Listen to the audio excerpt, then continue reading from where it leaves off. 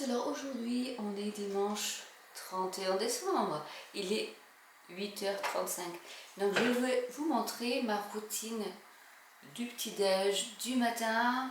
On va essayer de faire un vlog pour toute la journée, tranquillou. Donc je vais commencer par me faire un petit café latte macchiato, mais avant je prends un petit peu de boost tous les matins, et là ça faisait une semaine que je n'en ai pas pris et la fatigue est revenue, donc je me suis dit Sandrine, il faut vraiment que tu en reprennes.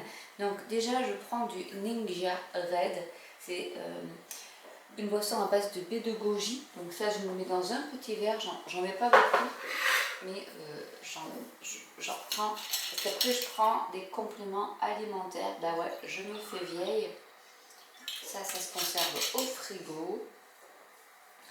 Hop, on va mettre là.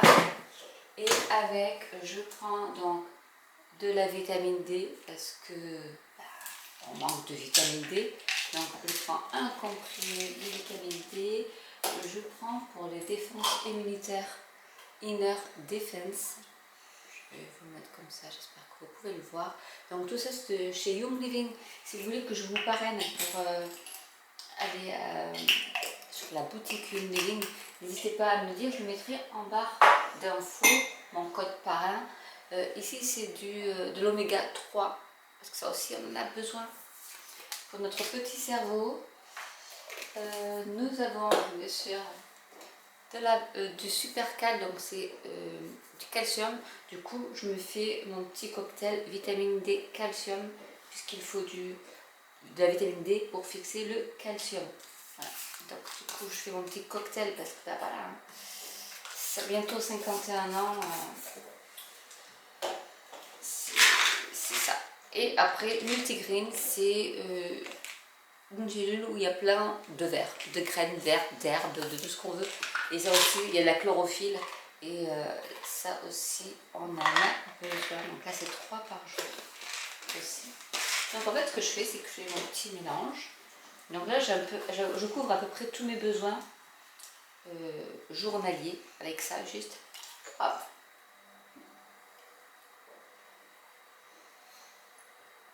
Et mes baies de goji, j'adore.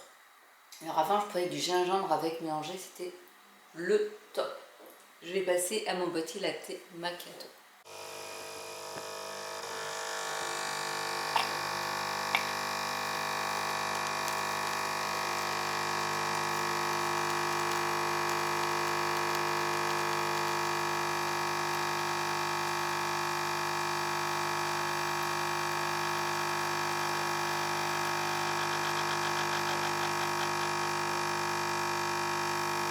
Et avec, vu que c'est dimanche, un petit pain au raisin, ça va le faire. Du coup, aujourd'hui, il faut que je vous fasse un unboxing, un méga unboxing.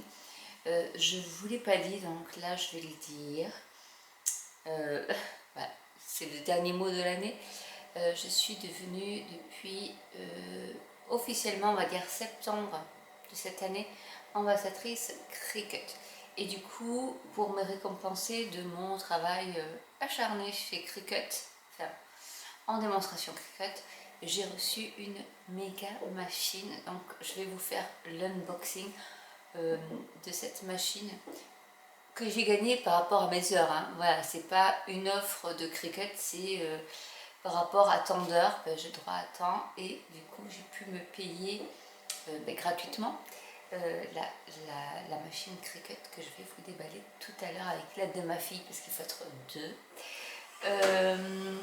Là c'est la machine qui se nettoie comme d'habitude. Je vous ferai aussi une petite vidéo, et je pense que cet après-midi il y aura aussi un live, à moins que je fasse le live demain, ou j'en fasse un aujourd'hui et un demain. À vous de me dire. Je vous reprends juste après mon petit déj que je vais savourer tranquillement. Allez, j'ai commencé à déballer et je vous montre un petit aperçu, et peut-être qu'avec ça vous allez comprendre quelle est la fameuse machine. Donc là c'est le socle. Je vous montre tout doucement parce que je veux le dévoiler tout doucement. Donc c'est un socle avec des pieds à roulettes, avec des freins, donc ce qui est vachement important. Parce que c'est super lourd, honnêtement, je sais pas combien ça fait, mais c'est super lourd, mais c'est super stable également. Vous voyez là, je force et rien ne bouge. Ici, vous avez des petits dévidoirs, on va dire, parce qu'en fait, quand votre machine va avoir les rouleaux, vous mettez votre rouleau là-dessus. Et en fait, ça va... vous n'avez pas votre rouleau qui part en tous les sens. Il est calé là et il bouge plus. Ça peut servir aussi de zone de stockage. Alors normalement, il y a un petit crochet quelque part par ici. Alors il faut que je le retrouve. Là-bas. Les deux petits crochets blancs. Je ne savais pas à quoi ils servaient, mais oui. Alors, ils sont ici. Je ne sais pas si... Voilà. Hop, vous allez voir. C'est pour accrocher les tapis.